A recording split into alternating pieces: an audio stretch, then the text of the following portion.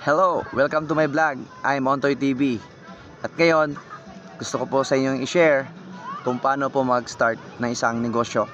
Pero bago po kayo mag-start ng isang negosyo, ay dapat hanapin nyo po muna kung ano ang pwede nyong maitulong sa inyong community. Marami pong pwede na gawin para maging isang negosyo. Basta, lagi tandaan kung ano yung pwede na maitulong mo sa iyong community para makapagbigay ng serbisyo ay pwede mong maging isang negosyo.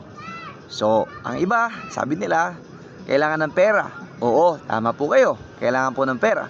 Pero mas kailangan po yung idea para maging isang negosyo. At kapag nahanap mo yung idea na yon, ay yung pangalawa, pwede mo nang hanapin yung pera.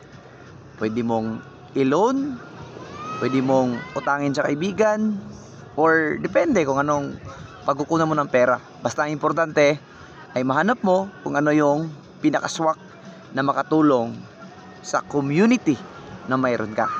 For example, magbibigay ka ng food services, like magbebenta ka ng mga pagkain. Kung mahilig ka magluto, edi magluto ka.